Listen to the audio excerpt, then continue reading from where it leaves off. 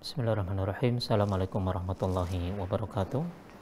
Alhamdulillahirrahmanirrahim. Wassalatu wassalamu ala rasulina Muhammadin wa ala alihi wa sahbihi ajma'in wa man tabi'ahum bi ihsanin ila yaumiddin, amma ba'du. Kaum muslimin wal muslimat, pemirsa Al-Furqan TV dan pendengar radio Suara Al-Furqan yang semoga dirahmati Allah Subhanahu wa taala. Alhamdulillah, di kesempatan hari ini atau di kesempatan malam hari ini, di edisi hari Senin tanggal 5 Dzulhijjah 1443 Hijriah bertepatan dengan tanggal 4 Juli tahun 2022, kembali kami hadir di ruang Anda semuanya, rangkaian acara konsultasi syariah yang diasuh oleh Al-Ustadz Abu Ubaidah Hafidhullah Ta'ala. Mudah-mudahan Anda semuanya berserta keluarga dalam keadaan sehat walafiat serta mendapatkan perlindungan selalu dari Allah Subhanahu wa taala, diberikan kemudahan untuk menunaikan amal soleh terutama di hari-hari yang mulia di 10 pertama bulan Dzulhijjah ini. Kaum muslimin dimanapun Anda berada, pemirsa Al-Furqan TV rahimani wa rahimakumullah, hingga 1 jam ke depan kami akan menemani Anda semuanya dalam rangkaian acara konsultasi syariah. Anda bisa bertanya di nomor kami yang tertera di layar televisi Anda di nomor 0812 5952 1312. Sebelum kami bacakan beberapa pertanyaan, terlebih dahulu kami sapa Al-Ustadz Abu Ubaidah yang alhamdulillah di kesempatan malam ini telah hadir di studio. Assalamualaikum Ustadz. Waalaikumsalam warahmatullahi Gimana kabar malam ini Ustadz? Alhamdulillah bikhair. Alhamdulillah. Kaum muslimin dimanapun Anda berada, di kesempatan malam ini Al-Ustadz Abu Ubaidah dalam keadaan sehat walafiat dan semoga Allah Ta'ala senantiasa memberikan kesehatan selalu kepada beliau sehingga bisa terus menunaikan tugas-tugasnya di dalam berdakwah kepada Allah Subhanahu wa Ta'ala. Baik kaum muslimin dimanapun Anda berada, kita mulai rangkaian acara konsultasi syariah ini, dan sebelumnya kami meminta kepada Al-Ustadz Abu Ubaidah untuk memberikan mukadimah terlebih dahulu. Tafadhol Ustadz. Nah, jazakallahu khair. Bismillahirrahmanirrahim. Assalamualaikum warahmatullahi wabarakatuh. Alhamdulillah wassalatu wassalamu ala Rasulillah wala haula wala quwata illa billah. Rabbi shrah li sadri wa yassir li amri wahlul 'uqdatam min lisani yafqahu qawli. Kaum muslimin wal muslimat, para pemirsa Al-Furqan TV dan para pendengar suara Al-Furqan yang semoga senantiasa dirahmati dan diberkahi oleh Allah Subhanahu wa taala dimanapun berada. Alhamdulillah, kita diberi kesempatan oleh Allah Subhanahu wa taala berjumpa, bertemu dengan hari-hari istimewa, hari-hari terindah di sisi Allah Subhanahu wa taala, yaitu 10 awal bulan Dzulhijjah. Nabi sallallahu alaihi wasallam pernah bersabda, "A'dhamu ayyamid dunya ayyamul ashr." Hari yang paling agung di dunia adalah 10 awal bulan Dzulhijjah. Maka kita mesti bersyukur kepada Allah Subhanahu wa taala yang telah mempertemukan kita dengan hari-hari istimewa ini. Dan salah satu bentuk syukur kita kepada Allah Subhanahu wa taala adalah kita memanfaatkan momentum yang Allah Subhanahu wa taala berikan kepada kita ini dalam rangka untuk berlomba-lomba di dalam kebaikan, dalam rangka berlomba-lomba dalam menggapai surga Allah Subhanahu wa taala. Kita tidak pernah tahu, bisa jadi ini adalah kesempatan terakhir kita. Kita nggak ngerti apakah tahun depan kita masih diberi kesempatan oleh Allah Subhanahu wa taala berjumpa lagi dengan bulan Dzulhijjah atau tidak. Oleh karenanya, dahulu para salaf ya apabila mendapati 10 awal bulan Dzulhijjah, maka mereka berlomba-lomba ya meningkatkan amal ibadah mereka. Disebutkan bahwasanya Sa'id bin Jubair apabila memasuki 10 awal bulan Dzulhijjah, maka beliau meningkatkan amal ibadahnya sampai tidak ada orang lain yang bisa menandinginya. Dan salah satu hari yang sangat istimewa di 10 awal bulan Dzulhijjah ini adalah hari Arafah, tanggal 9 Dzulhijjah. hari di mana Allah Subhanahu wa taala menyempurnakan agama Islam. Hari di mana Allah Subhanahu wa taala menurunkan ayatnya, "Al-yauma akmaltu lakum dinakum." Pada hari ini telah aku sempurnakan agama kalian. Ayat ini turun ketika Nabi Muhammad SAW sedang melakukan wukuf ya di Arafah pada hari Jumat ya pada saat Hajjatul Wada tahun 10 Hijriah. Hari Arafah adalah hari di mana Allah Subhanahu wa taala paling banyak membebaskan hambanya dari neraka. Allah Subhanahu wa taala bangga di hadapan para malaikatnya. Dan Allah Subhanahu wa taala membuka pintu maghfirahnya, mengabulkan doa-doa hambanya. Nabi sallallahu alaihi wasallam pernah bersabda, "Ma min yaumin aktsaru min an yu'tiqallahu fihi 'abdahu minan nar min yaumi Arafah wa innahu la yadnu summa yubahi bihimul malaika fayaqul ma arada haula." Tidak ada hari di mana Allah Subhanahu wa taala lebih banyak membebaskan hambanya dari neraka ketimbang hari Arafah. Dan Allah Subhanahu wa taala mendekat kepada hambanya pada hari Arafah. Allah bangga di hadapan para malaikatnya. Dan Allah Subhanahu wa taala mengatakan, apa yang diinginkan oleh hambaku? Yakni saya akan penuhi, saya akan ijabahi doa-doa dan permintaan mereka.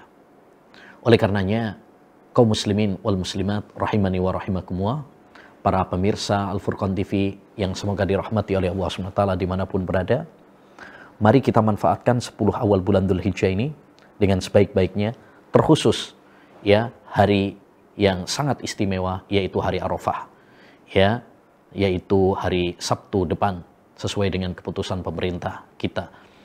Maka mari manfaatkan, perbanyak amal-amal ibadah di hari istimewa tersebut. Di antara yang sangat ditekankan adalah puasa hari Arafah. Ya, karena pahalanya luar biasa. Bayangkan kita puasa 1 hari tapi ya pahalanya bisa menghapus dosa-dosa setahun yang lalu dan setahun yang akan datang. Kata Nabi, yukaffiru sanatal madiyah wal qabilah. Puasa Arafah itu menghapus dosa-dosa setahun yang lalu dan setahun yang akan datang. Maka rencanakan sejak sekarang untuk puasa Arafah. Ajak keluarga kita, istri dan anak-anak kita. Dahulu Sa'id bin Jubair mengatakan, aikidu khodamakum liyatasahharu yauma Arafah. Bangunkan keluarga kalian, anak-anak kalian, pelayan-pelayan kalian agar mereka sahur di hari Arafah. Karena ini kesempatan yang langka. Ya, hanya sekali dalam setahun. Yang belum tentu itu akan terbuka lagi bagi kita, ya, terulang lagi bagi kita. Yang kedua, di antara yang sangat ditekankan di hari Arafah adalah memperbanyak doa. Ya, memperbanyak doa, memperbanyak zikir, memperbanyak istighfar kepada Allah Subhanahu wa taala, karena hari itu adalah hari di mana Allah Subhanahu wa taala membebaskan hambanya dari neraka. Allah mengabulkan doa-doa hambanya. Allah Subhanahu wa taala mengampuni dosa-dosa mereka. Maka perbanyak doa, memperbanyak istighfar. Ya, Nabi bersabda, khairud du'ai du'a'u yaumi Arafah. Sebaik-baik doa adalah doa di hari Arafah. Ya. Maka persiapkan sejak sekarang doa-doa terbaik kita di hari Arafah. Ya, fokuslah, menyepilah kalau bisa. Ya, untuk bermunajat kepada Allah, berdoa kepada Allah, minta ampun kepada Allah, merengek, ya, bersimpuh di hadapan Allah Subhanahu wa taala. Seorang ulama pernah mengatakan, ini istata'ta an tahluwa bi nafsika isyata Arafah faf'al. Jika kamu bisa untuk menyepi di sore hari Arafah, maka lakukanlah. Karena dengan menyepi biasanya kita bisa lebih fokus, ya, bisa lebih tulus, bisa lebih khusyuk dalam beribadah, dalam berdoa kepada Allah Subhanahu wa taala. Ya. Maka manfaatkan waktu tersebut dengan sebaik-baiknya. Jangan sia-siakan. Ya, jangan sia-siakan. Demikian juga di antara yang sangat dianjurkan di hari Arafah juga adalah memulai takbir. Takbir muqayyad setelah sholat itu dimulai sejak awal hari Arafah hingga ya akhir hari tasyrik tanggal 13 Dzulhijjah, ya, setelah terbenamnya matahari. Ya, karena takbir ada 2 macam, takbir mutlak dan itu dimulai sejak tanggal 1 Dzulhijjah, kapanpun, dimanapun. Yang kedua adalah takbir muqayyad, yaitu setelah sholat, maka ini dimulai ya, sejak fajar hari Arafah hingga akhir hari tasyrik, ya, hingga akhir hari tasyrik dengan kesepakatan para ulama as-salafus salih, ya. Dan ini yang dipraktekkan oleh para ulama as-salaf, para sahabat Nabi sallallahu alaihi wasallam. Maka perbanyak zikir kepada Allah Subhanahu wa taala, jangan lalai dari mengingat Allah Subhanahu wa taala. Sekalipun kita bersenang-senang dengan makan, minum, ya, daging, nyate dan sebagainya, jangan lupa berzikir kepada Allah. Nabi bersabda tentang hari tasyrik, ayyamut tasyrik, ayyamu aqlin wa syurbin wa dzikrin lillah. Hari tasyrik itu adalah hari di mana kita makan, minum, dan zikir kepada Allah. Bukan hanya cuma sekedar makan dan minum saja, tapi berzikir kepada Allah, mengingat Allah. Jangan lupakan Allah Subhanahu wa taala dalam setiap waktu kita, ya. Demikian, ya, tausiah singkat, ya, sebagai muqaddimah bagi kita semuanya untuk memotivasi, ya, karena kita bentar lagi akan menghadapi hari Arafah, ya. Mudah-mudahan Allah Subhanahu wa taala senantiasa memberikan taufik, kekuatan kepada kita, kemudahan kepada kita untuk senantiasa beribadah, berlomba-lomba di dalam kebaikan, terutama di hari-hari istimewa yang Allah Subhanahu wa taala bentangkan kepada kita. Wassallallahu wasallam ala nabiyina Muhammad wa ala alihi wa sahbihi wasallam. Baik, terima kasih jazakumullah khairan kepada Ustadz Bubaida yang alhamdulillah beberapa hadis perkataan para ulama disampaikan kepada kita semuanya pada muqaddimah rangkaian acara konsultasi agama di kesempatan malam ini. Mudah-mudahan kita semuanya bisa termotivasi untuk beramal soleh, memperbanyak dengannya, terutama pada hari Arafah yang insya Allah jatuh pada hari Sabtu sebagaimana tadi telah disampaikan oleh Ustadzuna tadi. Baik, kaum muslimin dimanapun Anda berada, kembali kami menginformasikan kepada Anda semuanya, silakan bergabung bersama kami dengan bertanya lewat pertanyaan singkat yang kami sebutkan nomornya di layar televisi Anda di nomor 0812 5952 1312. Anda bertanya dengan menyebutkan nama, di mana Anda berada, kemudian isi pertanyaan Anda. Anda juga bisa bertanya dengan lewat telepon di nomor tersebut. Baik Ustadz, mungkin kami bacakan dahulu beberapa pertanyaan yang telah masuk di meja redaksi. Ustadz, bolehkah saya membayar hutang puasa Ramadan 7 hari di 10 awal bulan Dzulhijjah ini, tanggal 1 sampai tanggal 7? Apakah bisa masuk memperbanyak amal kebaikan di 10 awal Dzulhijjah ini? Jazakumullah khairan atas jawabannya, Ustaz. Nah, ya, apakah boleh, ya, membayar hutang puasa Ramadan di 10 awal bulan Dzulhijjah? Tentu saja adalah boleh, ya, karena mengqadha, ya, puasa Ramadan itu adalah diberi kebebasan oleh Allah Subhanahu wa taala kapanpun, ya, kapanpun. Allah Subhanahu wa taala berfirman, "Faman kana maridan aw ala safarin fa iddatum min ayyamin ukhar." Barang siapa yang sakit dan safar, maka boleh dia mengganti di hari-hari yang lain. Ya, di hari-hari yang lain, yakni selain Ramadan. Termasuk yaitu di bulan Dzulhijjah. Bahkan mengganti di bulan Dzulhijjah ini lebih istimewa. Ya, kenapa? Karena ini adalah hari-hari istimewa. Hari-hari kita dianjurkan untuk memperbanyak amal ibadah. Ya, tentu ini masuk dalam bagian dari hadis Nabi SAW, "Ma min ayyamin al-amalu salihu fiha ahabbu ila Allah min hadhil ayyamil ashar." Tidak ada hari yang lebih dicintai oleh Allah daripada amal saleh yang dilakukan di 10 awal bulan Dzulhijjah. Dan puasa termasuk di dalamnya adalah mengqadha puasa Ramadan, bagian dari amal saleh. Bahkan hal ini pernah ditanyakan kepada beberapa tabi'in, ya, diantaranya adalah Hammad ibnu Salamah, ya, mana yang harus aku dahulukan, ya, puasa sunnah ataukah membayar hutang, ya, bulan Ramadan? Maka beliau mengatakan, ya, bayarlah hutang Ramadan terlebih dahulu, baru kemudian melaksanakan puasa sunnah.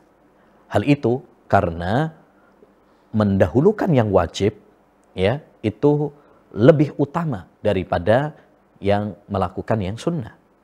Ya, kata para ulama, al-fardhu aula minan nafli. Yang wajib lebih utama daripada yang sunnah. Ya, sebagaimana dalam hadis qudsi Rasulullah sallallahu alaihi wasallam ya menyebutkan dari Allah Subhanahu wa taala, "Wa ma taqarraba ilayya 'abdi bi syai'in ahabba ilayya mimma aftaradtuh, wa la yazalu 'abdi yataqarrabu ilayya bin nawafili hatta uhibbah."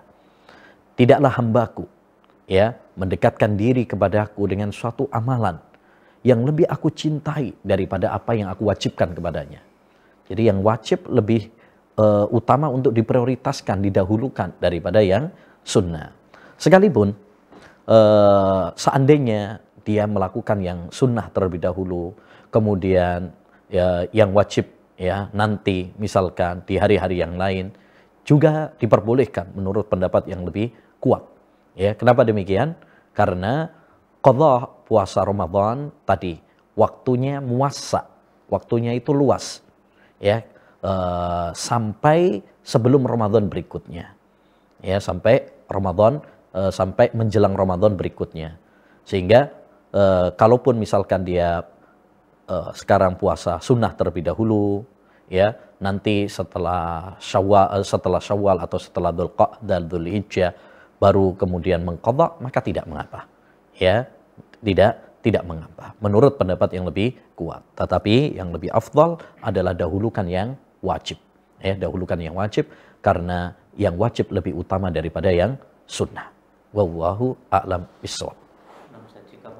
Tadi itu adalah menggabungkan. Jadi niat untuk mengqadha dan bulan Dzulhijjah itu. Nah, puasa di bulan Dzulhijjah itu adalah ngikut. Ya, ngikut.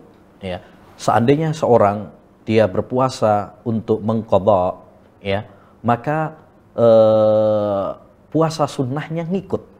Ya, puasa sunnahnya ngikut. Maka boleh bagi seseorang untuk puasa ya mengqadha puasa Ramadan ya, dan dia juga insyaallah taala mendapatkan pahala ya dengan niat puasa sunnah di bulan Dzulhijjah juga. Karena itu ngikut, seperti seorang yang masuk masjid misalkan, kemudian dia karena sudah didirikan sholat, ya, didirikan sholat, maka dia menunaikan sholat yang wajib. Di situ, ya, ngikut tahiyatul masjidnya ngikut, ya, ngikut tabi, ya. Jadi intinya kalau seorang ya, dia melaksanakan yang wajib, maka yang sunnah ya di bulan Dzulhijjah itu adalah ngikut, ya. Wallahu a'lam bishawab. Baik, terima kasih jazakumullah khairan atas jawabannya Ustaz. Mudah-mudahan bisa difahami terutama oleh pemirsa yang bertanya di kesempatan malam ini. Dan kami bacakan Ustaz pertanyaan berikutnya dari pemirsa yang tidak menyebutkan namanya.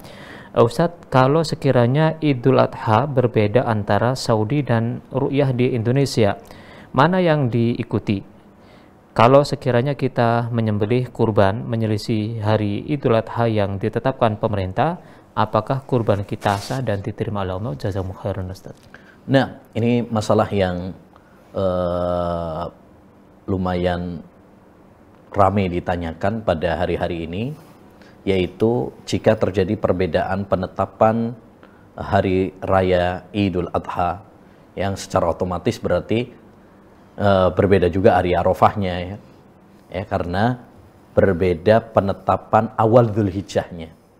Ini awal sumber permasalahannya berbeda penetapan awal Dzulhijjahnya, seperti terjadi pada tahun ini. Demikian juga ya beberapa tahun sebelumnya juga pernah terjadi, ya. Ya, tahun ini misalkan pemerintah kita memutuskan awal Dzulhijjah itu jatuh pada hari Jumat yang lalu, dikarenakan ya tidak terlihat hilal sehingga digenapkan Dzulqa'dah menjadi 30 hari. Sedangkan di Saudi Arabia, ya, di Saudi Arabia itu terlihat, ya, terlihat, sehingga mereka memutuskan awal Dzulhijjah adalah hari Kamis. ya, hari Kamis. Jadi Dzulqa'dahnya 29 hari.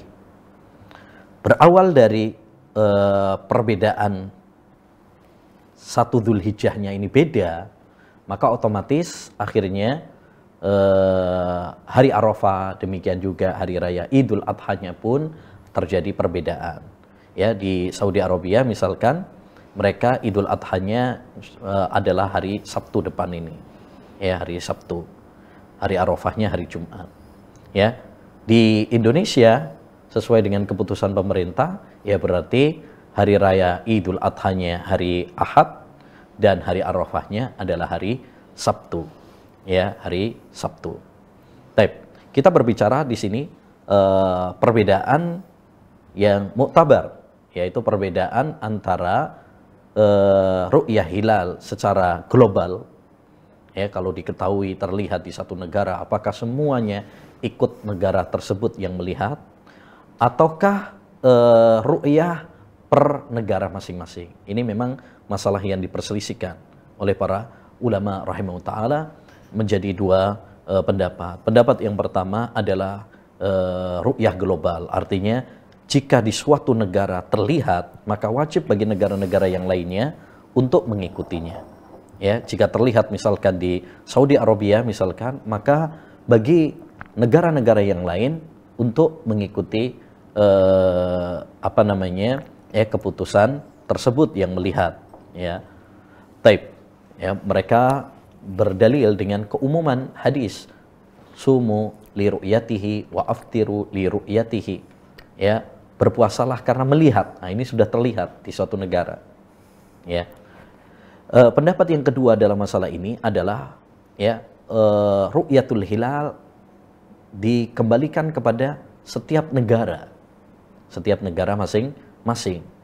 Ya, kalau misalkan di Indonesia tidak terlihat, ya sudah.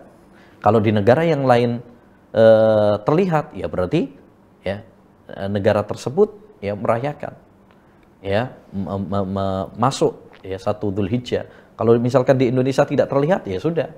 Berarti belum satu Dzulhijjah, digenapkan 30 hari.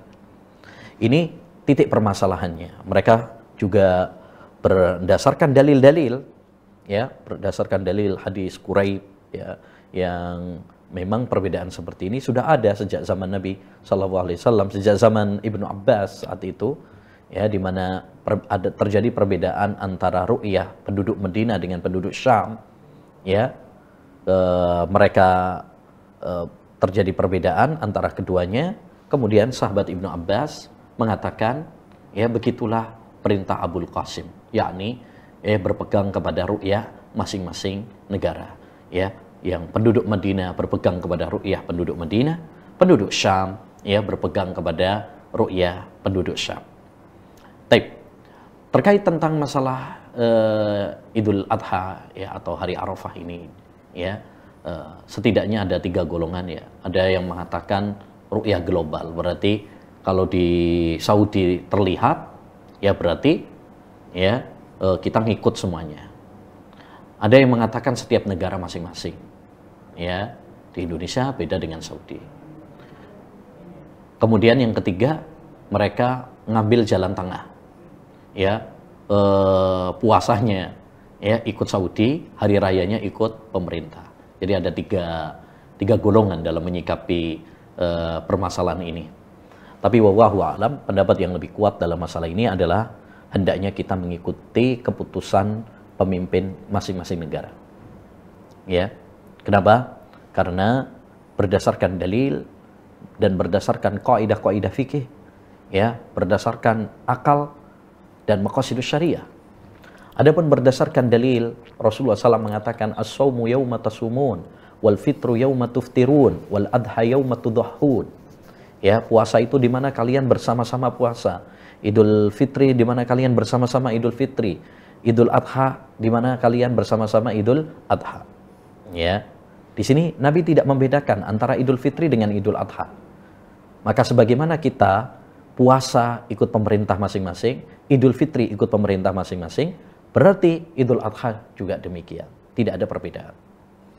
Taib. Dalil yang kedua juga berdasarkan dalil kaidah-kaidah ilmiah, kaidah maqasidus syariah, tujuan pokok syariat yang menganjurkan kepada kita untuk persatuan. Ya, kalau kita mengikuti ru'yah global, yang terjadi adalah perpecahan. Yang terjadi adalah perpecahan. Ya, seperti sekarang banyak orang pecah belah, ya, kemudian banyak yang bingung permasalahannya. Ya, contoh satu kasus misalkan ada orang korbannya patungan. Yang satu ikut yang hari Ahad, yang satu ya teman patungannya ya hari Sabtu. Ya, kan bingung. Ya, bingung. Karena kalau disembelih hari Sabtu, yang Ahad belum sholat. Ya, yang Ahad belum sholat. Nah, ini contoh kasus saja. Ya, akhirnya terjadi perpecahan. Ya, ini juga menjadi canggung juga kita. Bayangkan kalau misalkan kita yang sholat hari raya Idul Adha, misalkan, ya, udah nyembelih, nyate, ya, tetangganya masih puasa Arafah, misalkan, akhirnya nggak enak. Tapi kalau kita bersama-sama, Idul Fitri bersama-sama, Idul Adha bersama-sama, ya, maka suasana syiar di antara syiar Islam ini, ya, sangat lebih indah, ya, lebih terasa. Demikian juga kaidah yang disebutkan para ulama, hukmul hakim yarfa'ul khilaf. Keputusan pemimpin itu bisa menghilangkan perbedaan. Ya, betul, kaidah ini tidak dalam semua permasalahan, ya, tapi dalam permasalahan-permasalahan yang dibutuhkan untuk keputusan pemimpin, ya, supaya tidak terjadi perpecahan. Ya, salah satunya ini, ya, penentuan awal Dzulhijjah, penentuan awal Ramadan, Idul Fitri, Idul Adha, ini butuh keputusan dari pemimpin supaya tidak terjadi perpecahan. Ya, supaya tidak terjadi perpecahan. Jadi kaidah itu disebutkan oleh para ulama sebagai fungsi dari pemimpin, ya, yaitu membendung perpecahan-perpecahan, ya, membendung perpecahan yang ada, ya, terutama akidah Ahlussunnah wal Jamaah adalah taat kepada para pemimpin selama itu bukan dalam hal maksiat kepada Allah Subhanahu wa taala. Sekarang ketika pemerintah memutuskan, ya, awal Dzulqa'dah, awal Dzulhijjah, kemudian puasa Ramadan, ya, Idul Fitri, Idul Adha, ya, apakah itu suatu kemaksiatan? Tentu tidak. Selama itu bukan kemaksiatan, maka wajib bagi kita untuk mengikuti keputusan pemerintah supaya persatuan, ya, itu terwujudkan. Wa'tasimu bihablillahi jami'an wa la tafarraqu. Bersatulah kalian dengan tali Allah Subhanahu wa taala, Quran dan hadis. Jangan kalian berpecah belah. Ya. Oleh karenanya kami menghimbau, ya, kepada kaum muslimin dimanapun berada, ya, untuk menjaga persatuan. Kita utamakan persatuan ini di atas segalanya, di atas kepentingan pribadi, di atas kepentingan golongan, ya, ormas dan sebagainya. Ya, kita harus menjunjung tinggi persatuan, ya, bukan hanya dengan teori, bukan hanya dengan kata-kata, tapi lebih daripada itu, yaitu dengan aksi nyata. Ya, intinya dalam masalah ini kami menganjurkan kepada kaum muslimin untuk mengikuti keputusan pemerintah, ya, semampunya, ya. Kalau kita mampu misalkan untuk mengikuti pemerintah dalam Arafah dan Idul Adhanya juga, alhamdulillah. Tapi kalau memang tidak mampu, maka maksimalkan minimalkan perpecahan sebisa mungkin. Ya, contoh misalkan, ya, kalau kita dalam masalah hari Arafah misalkan, ya, tentu bagi yang kita anjurkan seperti tadi yang sudah kita sampaikan, ya, ikuti pemerintah, yaitu berarti nanti hari Sabtu, ya, sesuai keputusan pemerintah. Tapi kalau memang misalkan ya, untuk kehati-hatian misalkan, ya, maka tidak mengapa puasa Jumat dan Sabtu, nggak ada masalah. Toh kita dianjurkan di 10 awal bulan Dzulhijjah ini untuk memperbanyak puasa. Jadi sebagai kehati-hatian, puasa aja hari Jumat juga hari Sabtu. Hari Jumat supaya ikut hari Arafahnya Saudi, hari Sabtu ikut hari Arafahnya sesuai keputusan pemerintah misalkan. Ini kalau kita misalkan ya cari aman, lebih hati-hati, ya udah dua-duanya. Toh kita memang dianjurkan di 10 awal bulan Dzulhijjah ini untuk memperbanyak puasa. Jadi kalau kita puasa Jumat sama Sabtunya, udah jelas aman, ya jelas aman. Baik. Demikian juga dalam masalah misalkan kurban, dalam masalah kurban, terutama yang patungan, ada yang hari Sabtu, ada yang hari Ahad, ya. Demi persatuan misalkan sembelih saja hari Ahadnya lebih aman. Kenapa? Karena kalau hari Sabtu misalkan ya, bagi yang belum sholat, ya ini masalah. Karena sembelihan apabila disembelih sebelum sholat, ya nggak boleh. Ya. Tapi kalau misalkan disembelih di hari Ahadnya, jelas aman.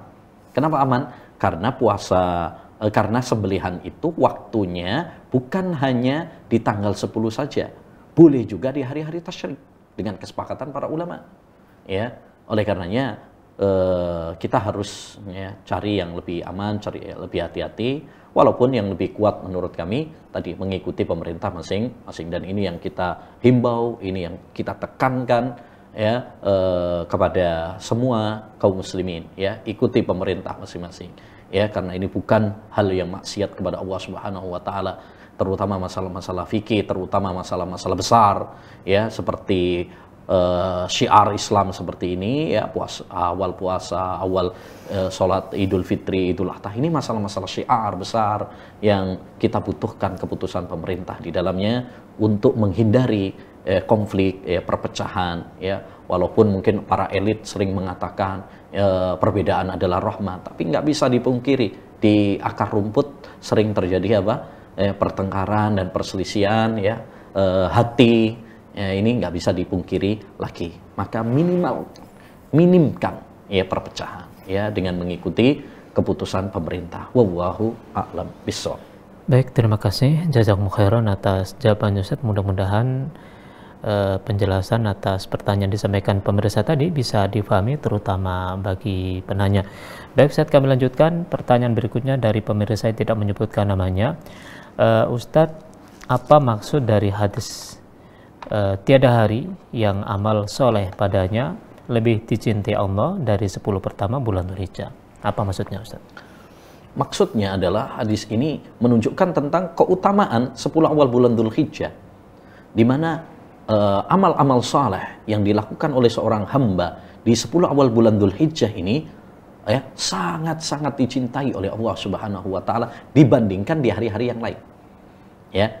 Kita tahu bahwasanya Allah Subhanahu wa taala ya, di antara hikmah dan rahmat Allah Subhanahu wa taala itu, Allah Subhanahu wa taala menjadikan sebagian bulan lebih mulia dari sebagian yang lain. Ya, bulan Ramadan, bulan Dzulhijjah lebih utama dari bulan-bulan yang lainnya. Termasuk ini hari istimewa. Semula awal bulan Dzulhijjah ini hari istimewa karena dia sangat dicintai oleh Allah Subhanahu wa taala. Amal-amal soleh yang dilakukan seorang hamba paling dicintai oleh Allah Subhanahu wa taala. Karena di bulan ini terkumpul amal-amal ibadah besar seperti puasa, seperti umroh, haji, seperti kurban, ya, penyembelihan, sholat Idul Adha, takbir, zikir kepada Allah, doa dan lain sebagainya. Ya, oleh karenanya hadis ini sangat jelas menunjukkan kepada kita tentang keutamaan 10 awal bulan Dzulhijjah dan bahwasanya itu adalah hari-hari yang paling dicintai oleh Allah Subhanahu wa taala ya, dibandingkan dengan hari-hari yang lain. Dan ini menunjukkan kepada kita juga anjuran, hadis tersebut anjuran bagi kita untuk memperbanyak amal soleh di 10 awal bulan Dzulhijjah. Ya, kenapa? Karena tadi amal soleh yang dilakukan di 10 awal bulan Dzulhijjah lebih dicintai oleh Allah dibandingkan di hari-hari yang lain. Berarti ini motivasi bagi kita, penyemangat bagi kita supaya lebih meningkatkan ibadah kita di 10 awal bulan Dzulhijjah. Jadi intinya maksud dari hadis tersebut adalah satu, keutamaan 10 awal bulan Dzulhijjah, dan yang kedua adalah anjuran bagi kita untuk memperbanyak amal soleh di 10 awal bulan Dzulhijjah. Kenapa? Karena itu adalah hari-hari yang paling dicintai oleh Allah, dan amal soleh yang dilakukan di 10 awal bulan Dzulhijjah lebih dicintai oleh Allah Subhanahu wa taala dibandingkan di hari-hari yang lainnya. Wallahu a'lam. Baik, terima kasih jazakumullah khairan atas jawabannya Ustaz. Dan kaum muslimin dimanapun Anda berada, pemirsa Al-Furqan TV, sampaikan pertanyaan-pertanyaan Anda di nomor kami 0812 5952 1312. Anda bertanya dengan format menyebutkan pertanyaan Anda, di mana Anda berada, kemudian isi pertanyaan Anda. Jika Anda ingin bertanya dengan lewat telepon, maka Anda pun bisa bertanya di nomor tersebut. Baik, saat kami bacakan pertanyaan berikutnya dari pemirsa kami yang tidak menyebutkan namanya. Ustadz, kapan waktu mulai takbir muqayyad dan takbir mutlak di bulan Dzulhijjah tersebut? Jazakumullah khairan, Ustaz. Ya, pertama, kaum muslimin yang semoga dirahmati oleh Allah SWT, para pemirsa Al-Furqan TV, kita dianjurkan ya di 10 awal bulan Dzulhijjah ini, salah satu amalan yang sangat dianjurkan adalah memperbanyak zikir, memperbanyak takbir, tahmid dan tahlil. Ya, sebagaimana dalam riwayat Ahmad, Nabi SAW bersabda, "Ma min yaumin azka wa afdalu indallah min hadhil ayyamil ashr, fa aktsiru fihinna minat tahlil wat takbir wat tahmid." Tidak ada hari yang lebih suci di sisi Allah SWT, lebih afdal di sisi Allah daripada 10 awal bulan Dzulhijjah. Maka perbanyaklah oleh kalian di 10 awal bulan Dzulhijjah, memperbanyak mengucapkan takbir, Allahu Akbar, ya, tahlil, la ilaha illallah, tahmid, alhamdulillah. Bahkan dalam hadis yang dihasankan oleh Syekhul Albani, ya, dan Al-Mundiri, riwayat Al-Bazzar, Nabi SAW pernah bersabda, riwayat At-Tabarani, ya, Nabi SAW bersabda, "Ma ahalla muhillun wala kabbara mukabbirun illa busyira. Qila bil jannah, qala na'am." Tidaklah seorang bertahlil, bertakbir, kecuali dia akan diberi kabar gembira. Ditanyakan kepada Rasulullah, ya, diberi kabar gembira dengan surga wahai Nabi? Nabi menjawab, iya. Ya, nah ini anjuran bagi kita. Dan takbir ada dua macam. Pertama, takbir mutlak, kapanpun, ya, kapanpun. Maksudnya takbir mutlak itu umum, kapanpun, dimanapun, ya. Misalkan di masjid, di rumah, di jalan, ya, di tempat kerja, silahkan, ya. Ini namanya takbir mutlak. Dan ini dimulai sejak tanggal 1 Dzulhijjah. Sejak tanggal 1 Dzulhijjah. Dahulu Nabi Abu Hurairah, Ibnu Umar pergi ke pasar kalau sudah 10 awal bulan Dzulhijjah supaya yang lain pada ngikut takbiran. Ya. Bahkan disebutkan oleh Maimun bin Mihran, ya, kata beliau, "Adraktun nas wa hum yukabbiruna fil ashr wa inni la ushabbihum bil amwaj likathratihim." Aku masih mendapati masa di mana mereka, ya, yaitu para sahabat dan juga tabi'in, karena Maimun bin Mihran adalah seorang tabi'in, ya. Saya masih mendapati masa di mana orang-orang bertakbir di 10 awal bulan Dzulhijjah. Ya. Saya menyerupakan mereka seperti ombak di lautan. Saking banyaknya orang yang bertakbir. Ya. Nah, jadi ini dipraktekkan oleh para salaf, ya. Kalau sekarang misalkan orang nganggap aneh, itu bukan berarti itu tidak disyariatkan, ya. Karena ya kita kurang mengamalkan saja, kurang mengamalkan, ya. Makanya ini perlu kita hidupkan, ya, kita hidupkan. Sekarang orang kalau misalkan takbiran sekarang, misalkan 10 awal bulan Dzulhijjah ada yang takbiran, itu dianggap aneh. Belum hari raya kok sudah takbiran, gitu. Ya. Padahal sejak tanggal 1 takbir mutlak, ya, itu sudah disyariatkan. Adapun yang kedua yaitu takbir muqayyad. Maksudnya takbir muqayyad yaitu setelah sholat 5 waktu. Ya, setelah sholat 5 waktu kemudian takbiran terlebih dahulu. Ya, sebelum dzikir kepada Allah Subhanahu wa taala, ya. Ini dimulai sejak fajar hari Arafah. Ya, sejak fajar hari Arafah sampai terbenamnya matahari di tanggal 13 Dzulhijjah. Ya. Nah, ini pendapat yang paling kuat, ya, tentang masalah takbir. Ada takbir mutlak dan ada takbir muqayyad, ya, sebagaimana dikuatkan oleh jumhur ulama, ya, dan dikuatkan oleh Syekhul Islam Taimiyah rahimahullahu taala, ya, tentang waktu takbir mutlak dan takbir muqayyad, ya. Dan dalil tentang masalah takbir muqayyad adalah ijma'us salaf, sebagaimana hal ini pernah ditanyakan kepada Al-Imam Ahmad bin Hanbal rahimahullahu taala, ya. Dalil apa yang kamu pakai wahai Imam Ahmad tentang adanya dalil takbir muqayyad? Beliau mengatakan bi ijma'is sahabat, dengan ijma'nya para sahabat Nabi sallallahu alaihi wasallam. Yani ini praktek para sahabat, dan para sahabat kalau sudah bersepakat dalam suatu permasalahan berarti itu adalah hujjah syar'iyyah, ya. Nah, jadi takbir mutlak itu umum, itu dimulai tanggal 1 Dzulhijjah, ya. Kalau takbir muqayyad yaitu yang setelah sholat fardu, maka itu dimulai sejak fajar hari Arafah hingga terbenamnya matahari tanggal 13 Dzulhijjah. Jadi sejak hari Arafah itu takbirnya ada dua macam, ada takbir muqayyad dan ada takbir mutlak. Jadi bergabung di hari Arafah sama hari tasyrik itu bergabung antara takbir mutlak dan takbir muqayyad. Karena takbir mutlak sejak hari tanggal 1 Dzulhijjah sampai hari tasyrik, tanggal 13 Dzulhijjah. Kalau takbir muqayyad sejak hari Arafah, berarti sejak hari Arafah, ya, subuh, di situ ada takbir mutlak dan ada takbir muqayyad. Wallahu a'lam. Baik, terima kasih jazakumullah khairan atas jawabannya Ustaz. Dan kaum muslimin dimanapun Anda berada, pemirsa Al-Furqan TV, sampaikan pertanyaan-pertanyaan Anda di nomor kami 081259521312. Baik Ustaz, kami bacakan pertanyaan berikutnya. Ustadz, puasa tanggal 1 sampai 9 Dzulhijjah itu haruskah berurutan ataukah boleh bolong-bolong puasanya Ustadz? Bolong-bolong. Ya. Ya, boleh, ya. Boleh berurutan, ya, tanggal 9 hari, tanggal 1 sampai 9, dan ini yang paling utama tentunya. Karena kalau kita nggak bolong ya berarti lebih banyak hari yang kita berpuasa. Disebutkan oleh Hafsah Ummul Mukminin, istri Nabi SAW, kana Nabi SAW yasumu Asyura wa tis'an min Dzulhijjah wa salasata ayyam min kulli syahr. Nabi SAW itu puasa hari Asyura tanggal 10 Muharram, kemudian puasa 9 hari bulan Dzulhijjah, dan puasa 3 hari dalam sebulan, ya. Jadi kalau kita bisa puasa tanggal 1 sampai tanggal 9, ya tentu itu lebih utama. Satu, karena itu praktek Nabi.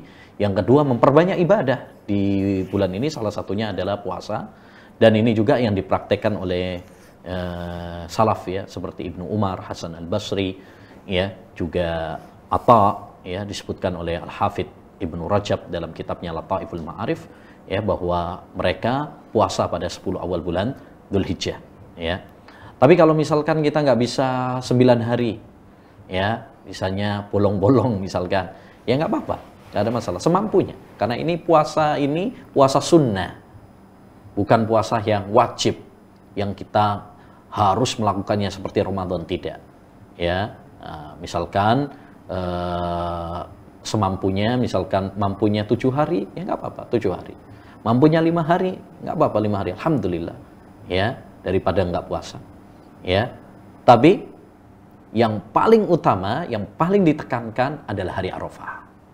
Maka kalau kita bisa 9 hari, alhamdulillah. Kalau bisa 7 hari, ya alhamdulillah. Kalau bisa 5 hari, alhamdulillah.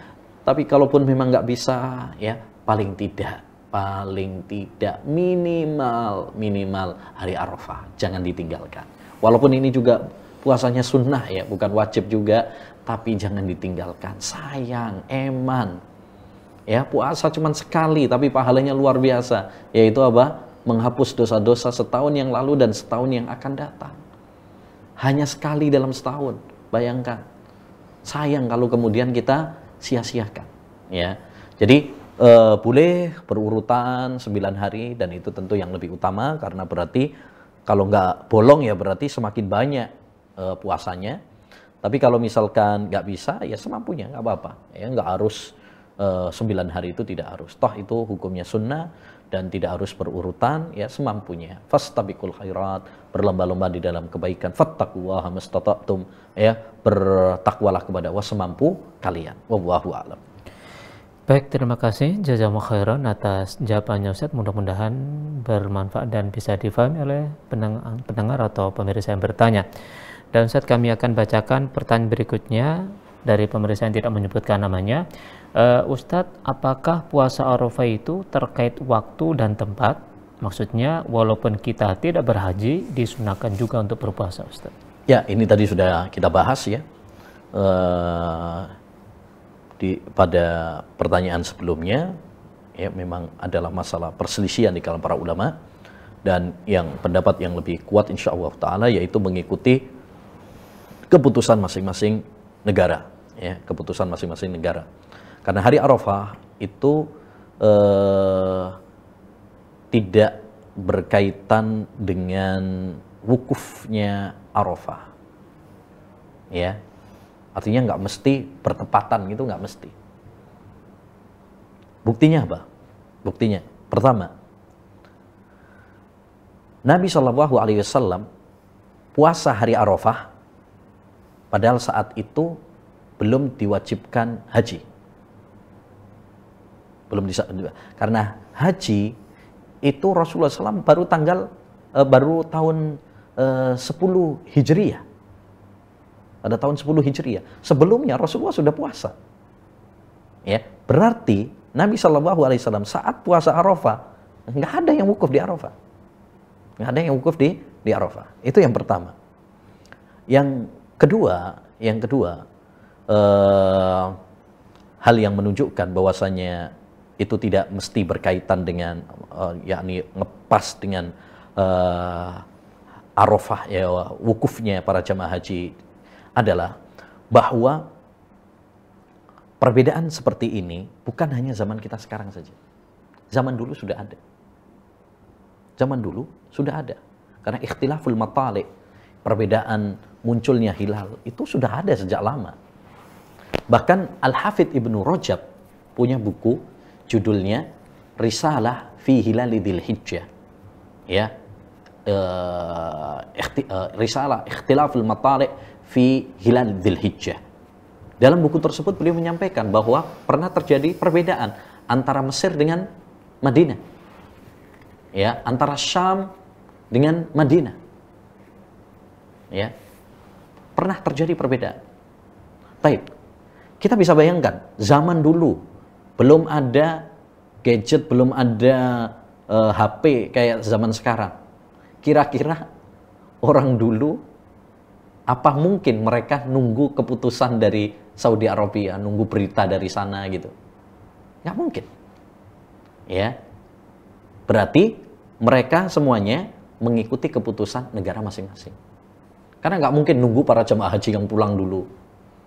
Ingat, kita nggak berbicara dengan zaman sekarang ya. Ya. Kalau zaman sekarang mah mungkin mudah.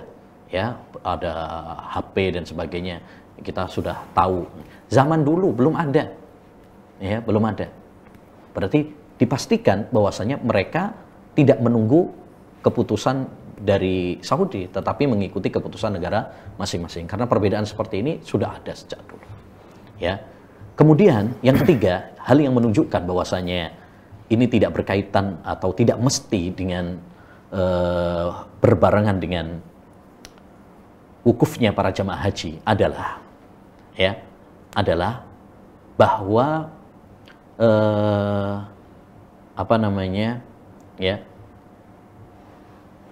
para ulama rahimahumullah ta'ala menamakan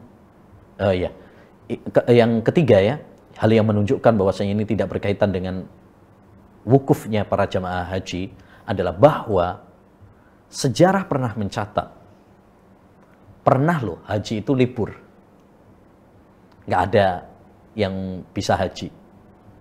Pernah ya, sejarah juga mencatat para jamaah haji nggak bisa berangkat haji, ya, Hajar Aswad dirampas oleh kaum Al-Qaramitah. Pernah. Baik. kira-kira pada saat itu, bahkan di zaman Qoromitoh itu Hajar Aswad itu sampai kalau nggak salah sekitar 23 tahun lamanya, ya, para jemaah haji itu nggak bisa haji, ya. Kira-kira yang lainnya mereka tetap puasa Arafah atau tidak? Tempat-tempat yang lain tetap puasa Arafah, walaupun haji saat itu libur karena nggak ada yang bisa berangkat haji. Jadi ini tidak berkaitan dengan mesti harus sama dengan wukufnya para jemaah haji berbarengan, tidak mesti, ya. Karena juga yang keempat juga ya, bahwa kebiasaan para ulama itu menamai sesuatu itu mimbabi taglib, ya, mimbabi at-taglib, ya, disandarkan kepada sebuah peristiwa, itu biasa, ya, biasa. Misalkan ya, mereka mengatakan haji hari Arafah adalah ya hari Arafah, ya, karena itu biasanya para jemaah haji wukuf di Arafah. Itu mimbabi taglib, ya, karena disandarkan kepada sebuah peristiwa. Kayak misalkan hari tasyrik. Kenapa sih namanya hari tasyrik? Karena para jemaah haji dulu, ya, mereka saat itu adalah mengeringkan daging-daging sembelihan mereka. Nah, sekarang mungkin zaman sekarang bukan mengeringkan. Zaman sekarang malah didinginkan, dagingnya itu dimasukkan di freezer, kulkas gitu ya. Jadi maksudnya itu hanya sekedar penamaan saja, ya, penyandaran kepada sebuah peristiwa yang itu sudah merupakan kebiasaan para orang-orang Arab dahulu. Itu biasa, ya. Kalau dalam masalah contoh yang lain, misalkan ada istilahnya al-qamaron, ya, al-qamaroni, dalam bahasa Arab ya, al-qamaroni itu 2 rembulan kalau kita namakan. Padahal itu maksudnya adalah matahari dan rembulan. Ya, al-aswadan, ya, 2 yang berwarna hitam. Padahal maksudnya adalah kurma dan air. Air tentu bukan kopi ya. Zaman Nabi belum ada kopi, ya. Air tentu bukan warnanya hitam, tapi di situ mimbabi taglib. Begitu juga dengan hari Arafah, ya. Jadi itu cuma sekedar penamaan saja, tidak mesti harus sama. Artinya hari Arafah itu tanggal 9 Dzulhijjah, ya, tanggal 9 Dzulhijjah, walaupun nggak bersamaan. Lebih-lebih ihtilaful matali' tadi, ya. Kalau kita harus samakan persis, itu tentu susah, ya, tentu susah. Karena terkadang di jarak antara satu negara dengan negara yang lain itu bedanya jauh, ya, bedanya jauh, ya. Bisa jadi mereka tidak pas dengan wukufnya para jemaah haji, ya, para jemaah haji. Jadi kalau harus dipaskan, mungkin malah tidak bisa malahan, ya. Nah, ala kulli hal, pendapat yang lebih kuat bahwasanya hari Arafah itu berkaitan dengan waktu, yaitu tanggal 9 Dzulhijjah, tidak mesti berbarengan dengan wukufnya para jamaah haji di Arafah, ya. Untuk keputusan di Saudi Arabia tentu mengikuti yang di Saudi Arabia, karena itu berkaitan dengan manasik haji. Ya udah, ikuti yang di sana. Jadi kalau ada jamaah Indonesia yang haji, ya udah ikuti sana, karena itu berkaitan dengan manasik haji, ya, mengikuti keputusan sana. Kalau kita yang di Indonesia nggak ada berkaitan dengan ibadah haji, ya berarti ikuti keputusan pemerintah kita, ya. Sama seperti halnya dengan waktu yang lain, puasa, dengan waktu sholat. Sekarang kita sholat, apakah kita ikut waktunya Saudi? Kan enggak, ya, kan enggak. Sahur, misalkan sahur puasa, apakah kita mengikuti waktunya sana? Kan enggak. Ini kias, analogi yang digunakan oleh para ulama, dan ini adalah dalil-dalil yang kuat, ya. Ini yang dikuatkan oleh para ulama, para masyayikh, ya. Mereka menyerukan ini, ya. Kami pernah belajar bersama murid-muridnya Syekh Muhammad bin Shalih Al-Utsaimin rahimahullahu ta'ala. Kami pernah tanyakan masalah ini kepada mereka, diskusikan dengan mereka. Semua murid-murid Syekh Utsaimin rahimahullahu ta'ala menyarankan mengikuti pemerintah. Jangan menyelisih pemerintah. Dan ini adalah fatwa Syekh kami, Syekh Ibnu Utsaimin rahimahullah. Demikian kata mereka, kata para guru-guru kami. Ya, ini yang kita anjurkan, kita himbau kepada kaum muslimin wal muslimat, ya, ikuti pemerintah, ya, jangan menyelisihi mereka, ya. Akidah Ahlussunnah adalah taat kepada para pemimpin selama bukan dalam hal maksiat kepada Allah Subhanahu wa taala. Wallahu a'lam. Baik, kaum muslimin wal muslimat dimanapun Anda berada, tanpa terasa Ustaz kita telah menemani pemirsa hampir 60 menit. Namun Ustaz, mungkin kami bacakan satu pertanyaan lagi Ustaz. Ustadz, apakah benar disunahkan kita tidak makan dulu pada pagi hari itu, Ustadz? Ya, untuk sholat Idul Adha, sunnahnya adalah tidak makan terlebih dahulu sampai setelah selesai sholat Idul Adha. Berbeda dengan Idul Fitri. Berbeda dengan Idul Fitri. Kalau Idul Fitri disunahkan bagi kita untuk makan terlebih dahulu sebelum sholat. Ya, hikmahnya adalah, kata para ulama, kalau Idul Fitri hikmahnya adalah supaya orang-orang tahu bahwa kita tidak berpuasa. Untuk membedakan antara Ramadan dengan hari raya. Karena kalau Ramadan kan kita puasa, nggak boleh makan, nggak boleh minum. Nah, di hari raya Idul Fitri, ya, ini adalah pembedanya, harus ada pemutusnya. Karena di antara maqasidus syariah itu adalah membedakan antara yang wajib dengan yang sunnah. Ya. Adapun pada hari raya Idul Adha, ya, dianjurkan kita tidak makan terlebih dahulu, sebagaimana praktek Nabi Shallallahu Alaihi Wasallam. Ya, hikmahnya kata para ulama adalah supaya kita nanti segera makan daging kurban. Ya, supaya makan dari daging kurban. Itu kalau bisa seperti itu. Ya, kalau memang nggak bisa, ya nggak apa-apa, makan yang lain. Karena beda antara zaman dulu dengan zaman sekarang. Ya, zaman dulu itu untuk masak daging kurban itu cepat, ya. Dan orang-orang Arab itu kalau masak daging cepat memang. Ya, nggak neko-neko lah istilahnya.